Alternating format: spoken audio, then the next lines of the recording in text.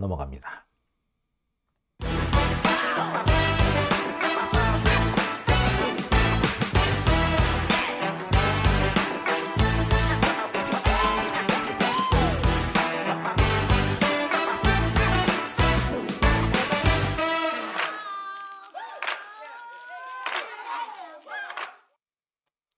네, 김필영님 오셨고요. 공돌이님도 와주셨습니다. 오밤중의 뉴스 함께하고 계신 지금 시각 11시 59분을 지나고 있습니다. 모모님, 법정에 직접 가시나요? 라고 해주셨는데요. 예, 법정에 직접 가고 있습니다. 그러니까 웬만하면 제가 법정에서 가서 시작부터 끝까지 다 방청을 하려고 하는데 경우에 따라서는 이게 다 방청을 하지 못하는 경우도 있고요. 뭐 하루 정도, 뭐 하루 이틀 정도 빠지는 경우도 있습니다.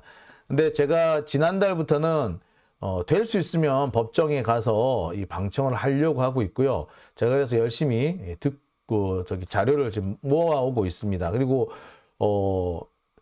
그 당시에 그 법정에서 오간 대화록 같은 거를 이렇게 열심히 녹취하시는 분들이 계세요. 이렇게 그런 분들이 그 녹취해둔 자료도 받아가지고 제가 들은 내용, 기억하고 있는 내용들하고 좀 일치하는지 이런 부분을 또 맞춰보고 있습니다. 자, 신호주님, 나라가 망가지는데 정의당이 크게 한몫했다라고 하셨고요. 은도님, 예, 건강 잘 챙기세요라고 하셨고요. 예, 김연경님, 예, 안녕하세요라고 하셨습니다. 자, 오밤중의 뉴스 함께하고 계신 지금 시각이 12시 1분 지나고 있습니다.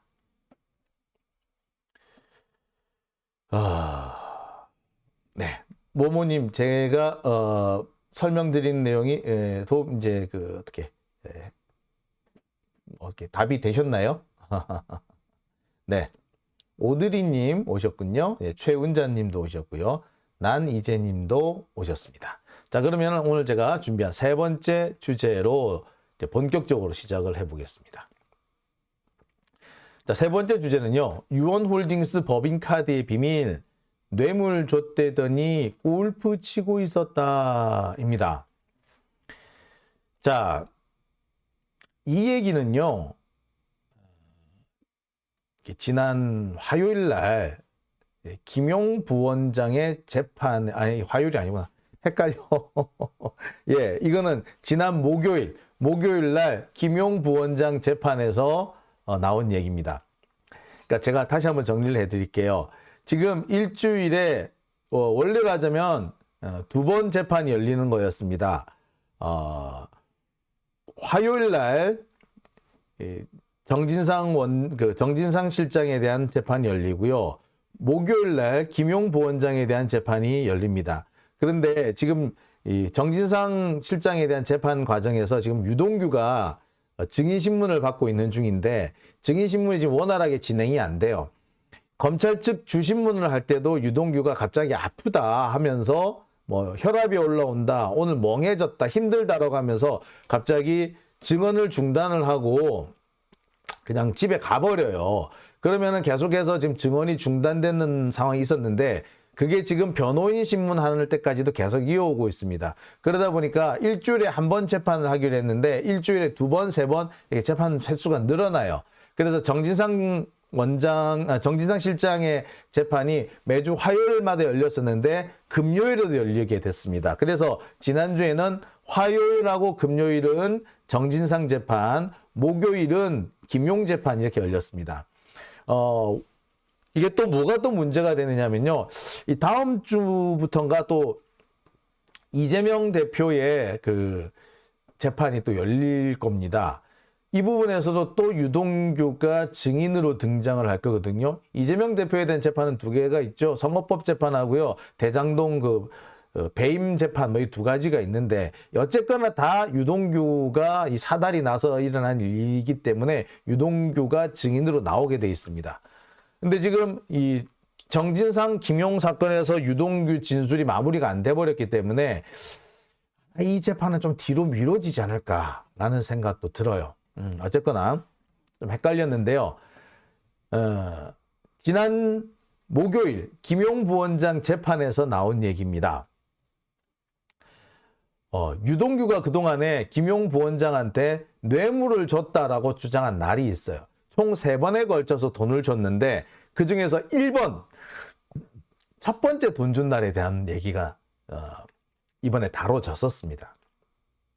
자, 그런데 이 당초 돈을 줬다는 날짜를 검찰이 특정하지 못했어요. 2021년 4월, 맨 처음에는 3, 4월이라 그랬다가 4월 초라 그랬다가 나중에는 4월 중순이라 그랬다가 4월 말이랬다가 결국 최종적으로 2021년 5월 3일로 결정이 된, 그렇게 낙찰이 된 그런 날입니다. 바로 그날에 대해서 지금 공방이 벌어지고 있어요. 유동규 측, 그러니까 검찰 측은 그날 돈을 줬다는 걸 입증하기 위해서 여러 가지 증거들을 제시를 하고 있는데 뭐 거의 그래봤자 뭐 유동규의 진술뿐이죠. 솔직히 말하자면. 근데 이에 대해서 김용 부원장은 물증을 들이대면서 야, 말이 안 되잖아 라고 이렇게 대응을 하고 있습니다. 자, 그런데 이 과정에서 재밌는 부분이 나오기 시작합니다. 자, 잠시 한번 정리를 해드릴게요. 자, 김용 전 부원장에 대한 재판 지난주 목요일 날 열렸습니다. 지난주까지 지난 목요일까지는 정치 자금에 대한 정치 자금 혐의 부분에 대한 그 신문이 재판이 열렸습니다. 정치 자금 부분은 뭐 6억 원, 유동규로부터 6억 원을 받았다. 그다음에 대장동 일당으로부터 428억을 약정받았다. 이 부분이고요.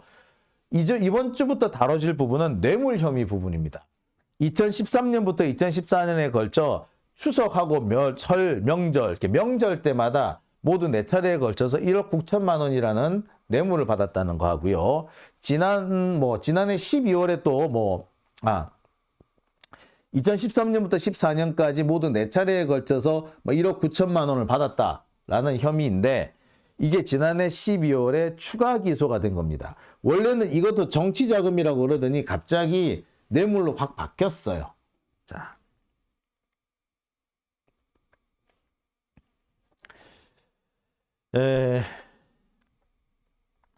이 부분에서 지금 재밌는 부분이 지금 나오는 건데 이 부분입니다. 지금 김용 전 부원장 같은 경우에는요, 지금 재판이 상당히 그냥 자신이 뭐 열심히 이제 잘 대응을 해서 이렇게 재판이 잘 풀려가는 부분도 있지만 유동규가 헛소리를 하는 바람에 뜻하지 않은 부분에서 갑자기 재판이 이렇게 물꼬가 툭 트이는 그런 부분도 좀 있어요. 뭐냐면은 이 혐의가 정치자금 부분하고 뇌물 부분이 있는데 유동규가 말하다가 뭐가 또 지금 터져버렸느냐면은 4차례에 걸쳐서 전달했다라는 이 뇌물 부분 중에 1번이 사실상 날아가게 생겼어요. 그러니까 혐의가 없어져 버릴 가능성이 높아졌어요. 어떻게 된 거냐면요. 2013년에 유동규가 김용 부원장한테 설날 떡값 하라고 1,000만 원을 줬다라고 주장을 한 부분이 있습니다. 이 남욱한테 2천만 원을 받아가지고 1,000만 원은 정진상, 1,000만 원은 김용 이렇게 줬다라고 얘기를 했고 그것 때문에 두 사람이 기소가 됐어요. 그런데 갑자기 지난주에 뭐라고 얘기를 했느냐, 유동규가 막 열심히 얘기를 하다가 지가 막 열받고 이렇게, 그러니까 말이 자꾸 꼬이고 이러니까 유동규의 증인신문 과정에서 유동규가 자꾸 말이 꼬여요. 그리고 자꾸 말을 바꿔요.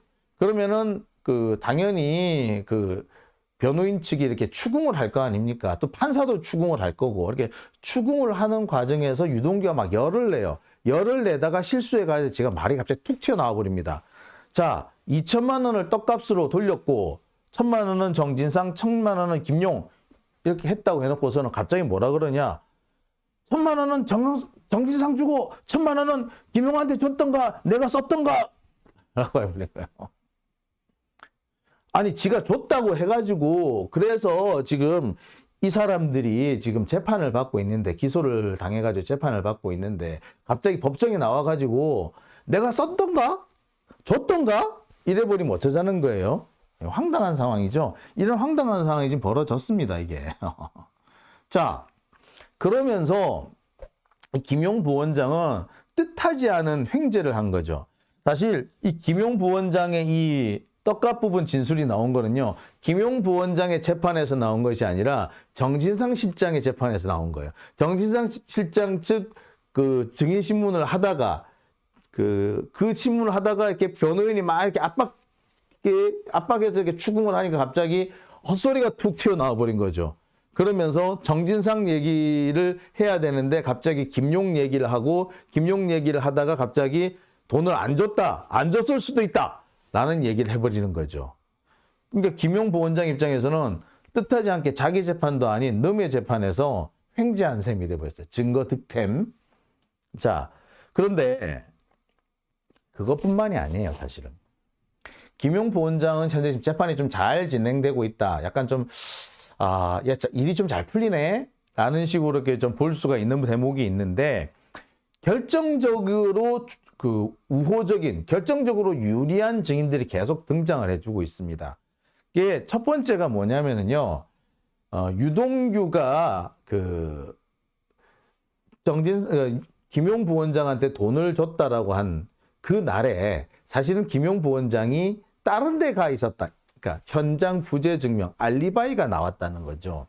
이 알리바이가 바로 여러분 제가 지난주부터 계속 설명을 드렸습니다만, 경기상권진흥원장하고 김용 부원장하고 2021년 5월 달에 자기들끼리 모여가지고 회의를 했다라는 거예요.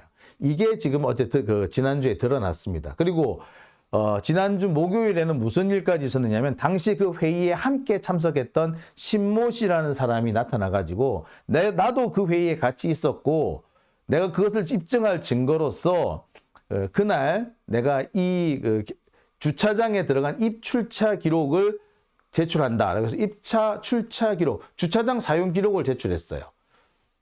그러니까 김용 부원장 입장에서는 내가 유동규랑 같이 있지 않았다라는 증거를 하나 얻어낸 셈이죠. 그러니까 유리한 증인 하나가 나온 겁니다. 자, 이뿐만이 아니죠. 문제는 유동규와 정민용의 진술에서도 문제가 좀 벌어지기 시작합니다. 당초 정민용과 유동규는 뭐라고 주장을 했느냐, 이겁니다. 2021년 5월 3일 날 김용한테 1억 원을 전달했다. 그러니까 총 3차례에 걸쳐서 뇌물을 전달을 했는데,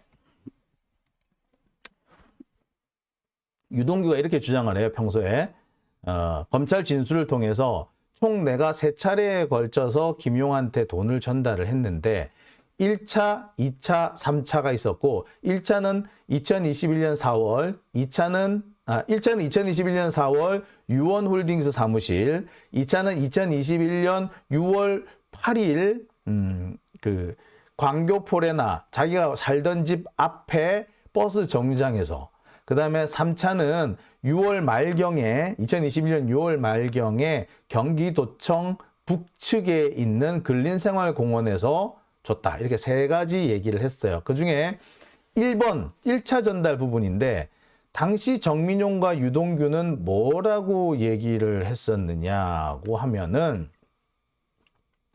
맨 처음 잘 진술할 때는 이렇게 얘기를 합니다. 2021년 5월 3일 오후에 정민용이 1억 원이 들어있는 박스를 쇼핑백에 넣어가지고 유동규한테 갖다 줬다. 그 장소는 유원홀딩스 사무실이었다.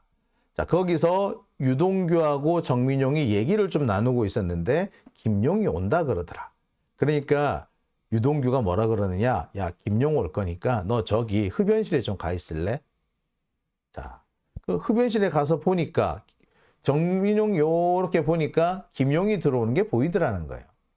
그리고 조금 있다가 김용이 나가더라. 나가는구나 싶어가지고 유동규 사무실에 가 보니까 자기가 가지고 왔던 돈 상자가 없어져 있더라. 그래서 아, 돈 가져갔나 보다 라고 생각했다는 거예요. 자, 여기서 묻습니다.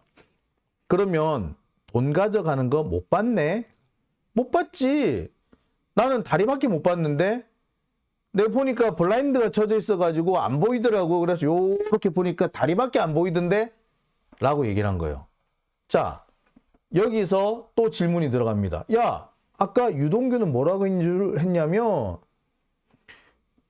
그 김용한테 돈을 줬더니 김용이 이 똘똘 말아가지고 여기 옆구리에 끼고 갔다라고 얘기했어. 너 그거는 못 봤어? 너 봤대던데? 네가 봤대던데? 이러니까 아니, 난 못 봤는데요? 난 김용이 누군지도 몰라.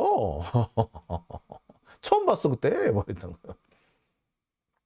자, 그러면서 나는 김용의 다리만 봤다 라고 얘기를 했습니다. 자, 이미 이때부터 돈을 준 게 맞냐 그러냐 뭐 이런 얘기도 있었죠. 뭐 당장 옆구리 끼고 가면은 제가 뭐 여러 차례 보여드렸습니다만 이게 얼마나 웃기는 소리야. 말도 안 되는 얘기잖아요. 자, 그런데 여기에 추가적으로 증거가 나옵니다. 뭐라고? 예. 이 1차 전달 당시에 앞서서 여기 아까 지금까지 설명했던 게 이 부분이죠. 5월 3일 날 김용이 다른 데 가 있었다라는 증거가 나온 겁니다.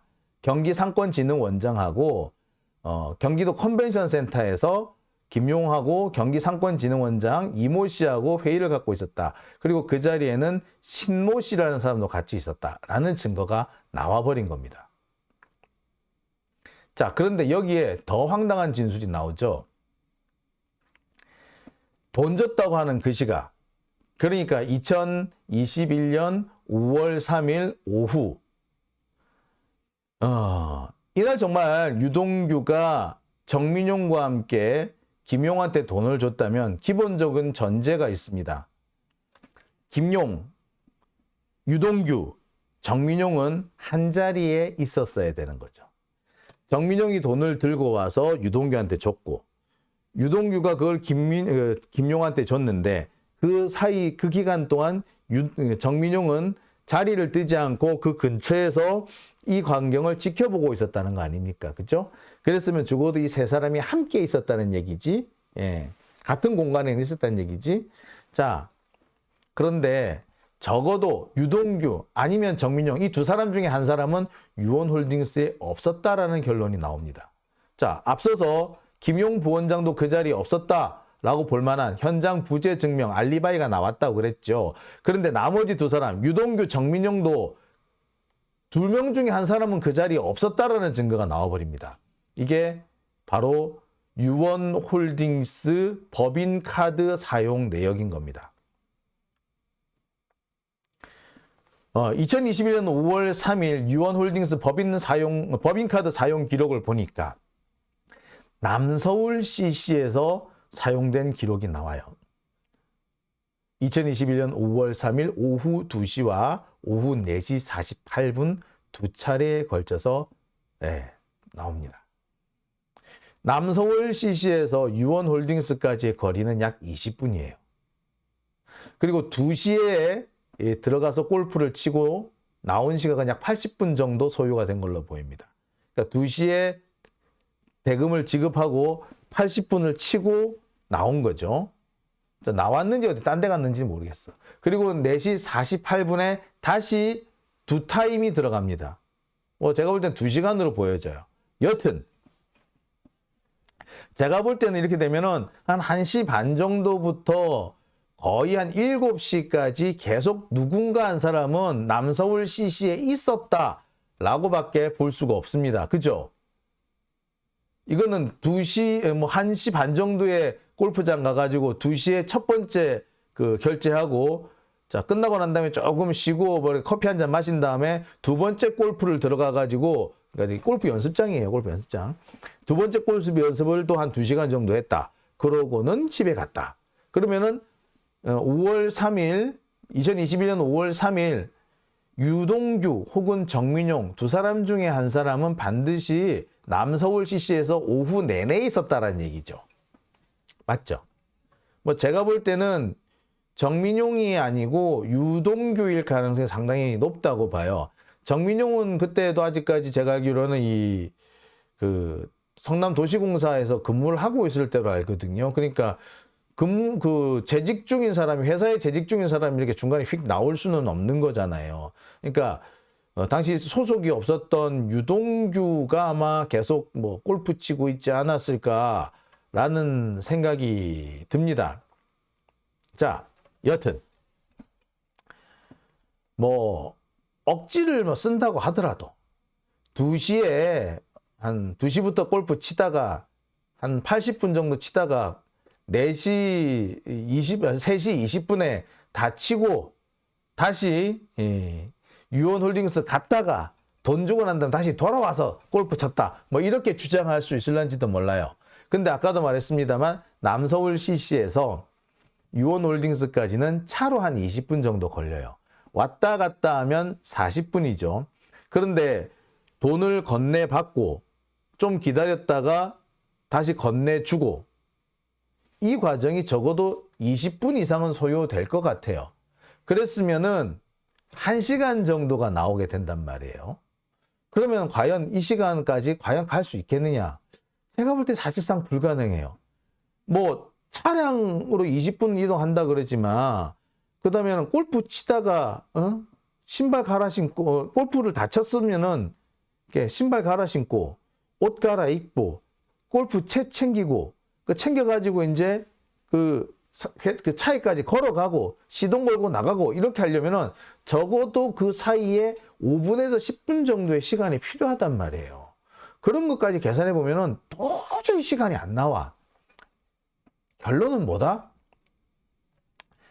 유원홀딩스 사무실에 정민용이 있었던가 유동규가 있었던가 둘 중에 한 사람만 있었지 둘 다 있었던 적은 없다.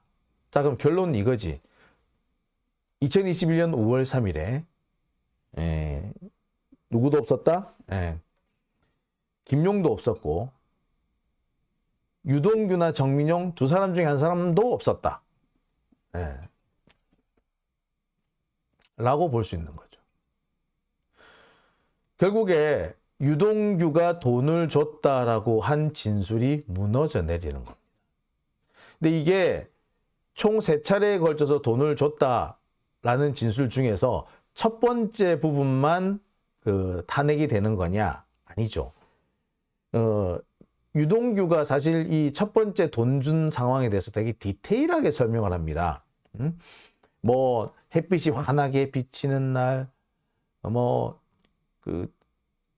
군청색 아주 짙은 곤색 사파리 혹은 코트를 바바리 코트를 입고 온 김용, 뭐 그다음에 돈을 줬더니 옆구리에 끼고 갔다라는 거, 이거 되게 디테일한 상황을 설명한 거잖아요. 근데 디테일하게 설명했는데 그게 사실 진실이 아니었다, 믿을 수 없는 진술이었다라고 해버리면 나머지 진술에 대해서도 믿을 수 없다라고밖에 볼 수 없는 거죠. 사실 유동규 진술이 신빙성 있다라고 검찰이 계속 주장하는 건 뭐냐면요, 되게 디테일해요. 디테일하고 당시 주변 상황에 대해서 상세하게 설명합니다. 이 정도로 상세하고 자세히 설명할 정도로 구체적으로 기억하고 있다면 이건 신빙성이 높다라고 검찰은 주장을 하는 거예요. 그런데 그 신빙성이 높다, 매우 구체적이다라고 하는 그 진술이 물증에서 탄핵이 되어버린 거예요. 없었네 그날? 다른 게 있었네? 자, 그러면 역시 똑같이 디테일하고 구체적으로 설명한 다른 부분에 대해서는 증거 능력 인정이 될까요? 예, 다른 물증이 없는 이상 인정받기가 힘든 거죠. 자, 되게 보면 지금 검찰로서는 되게 곤란한 상황이 됐다라고 볼 수밖에 없습니다. 자, 이 부분과 관련해서 유동규는 아직까지 다른 특별한 얘기는 하지는 않고 있나 봐요. 이 부분에 대해서 또 증인신문이 또 좀 진행이 돼야 되지 않을까. 유동규가 과연 이 부분에 대해서 뭐라고 얘기할지는 좀 더 지켜봐야 될 것 같습니다. 검찰에서도 이 부분에 대한 증거 능력을 탄핵하기 위해서 여러 가지 얘기들을 찾아내려고 하고 있겠죠. 글쎄요. 과연 이걸 어느 정도 할 수 있을 탄핵을 글쎄 검찰이 어느 정도 또다시 재차로 뒤집기를 할 수 있을지는 모르겠습니다만 제가 볼 때 이 부분에 대해서는 끝났다고 보는 게 맞을 것 같아요. 자, 이렇게 되면은 김용 부원장 같은 경우에는 자신이 돈 받은 것 가운데 적어도 한 4개 정도는 이미 탄핵이 돼 버렸습니다. 받았다라는 증거가 받았다고 하는 주장은 있는데 받지 않았다고 할 수 있는, 내가 그 자리에 없었어요라고 하는 현장 부재 증명이 이미 한 3가지 정도가 등장을 해버렸습니다. 돈을 받은 7차례, 8차례 정도가 되는데 그 중에 한 4가지 정도는 이미 날아가 버렸어요. 그런데 4가지가 감으로 인해서 나머지 것도 사실은 좀 신빙하기 어려운 상황이 돼버리는 거죠. 왜? 유동규 진술밖에 다른 증거가 없거든요. 그 진술밖에는 다른 증거가 없는데 그 진술이 4가지나 엉터리였다라고 해버리면 나머지 부분에 대해서도 인정을 못 받는 거죠. 자, 그렇습니다. 자, 오밤중의 뉴스 5월 14일 일요일 순서 함께하고 계시고요. 지금 시각이 0시 25분 지나고 있습니다.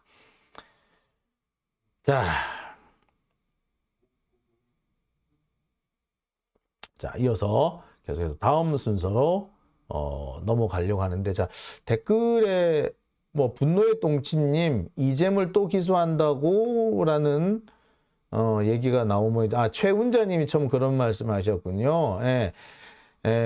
지금 일단 백현동 건으로 일단 기소하겠다고 하는 그런 게 지금 나와 있어요. 벌써 있고, 그 말고 지금 추가로 기소를 하려고 지금 여것저것 지금 계속 지금 고리를 물고 있습니다. 제가 몇 차례 말씀을 드렸습니다만, 지금 송영길 전 대표 부분을 송영길 전 대표를 탈당시키려고 했던 사람들이 많은데, 제가 그게 탈당해서는 안 된다고 제가 계속 강조를 했었죠. 그 이유가 뭐냐? 그게 똑같은 게 나중에 이재명 대표를 공격하는 것으로 되돌아올 수 있다라고 제가 우려를 했었습니다. 검찰이 수사를 한다는 이유만으로 탈당을 시키면 앞으로 누가 됐든 간에 수사를 하게 되면 다 탈당을 강요하게 될 거 아닙니까? 그러면 그 대상이 이재명 대표가 되더라도 탈당하라는 소리가 나올 거예요. 근데 이미 백현동 건으로 검찰이 기소하겠다고 지금 이를 갈고 있는 상황인데, 그 감정에 빠진 겁니다. 처음부터 송영길 대표 이 부분에 대해서 어떤 유튜버들 송영길 대표가 탈당한 거 잘한 거라고 이렇게 큰 소리 탁 치고 있던데, 제가 너무 답답했습니다. 그거 보는 순간에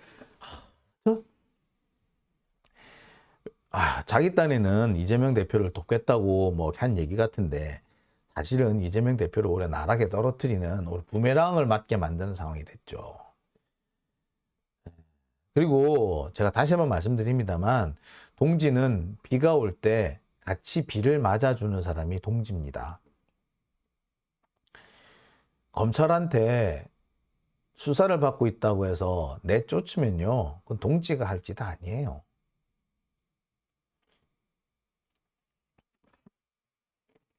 지금 돈봉투 사건 지금 수사 어떻게 되고 있어요? 잘 되고 있나요? 검찰 지금 수사 잘하고 있어요? 4월 초에 송영길 대표가 귀국을 했는데 지금 검찰이 소환 조사를 했습니까?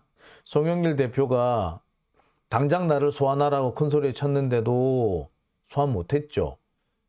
직접 찾아가가지고 오늘 나 소환 조사하라고 갔는데도 되돌아왔죠. 안 맞아들였죠. 왜 그렇습니까? 검찰이 출국 금지는 해놓고서는 왜 소환 조사를 안 할까요? 지금 검찰이 아직까지 조작할 거리를 못 찾은 거예요. 오죽하면 그렇게 조작 잘하는 검찰이 조작할 거리를 못 찾았겠습니까? 그렇다면 송영길 대표는 왜 탈당한 거예요? 검찰이 수사도 잘 시작이 안 했는데 왜 탈당한 겁니까? 김남국은요? 자, 제가 오늘 마지막으로 준비한 주제가 이 부분인데요. 자, 함께 보시죠.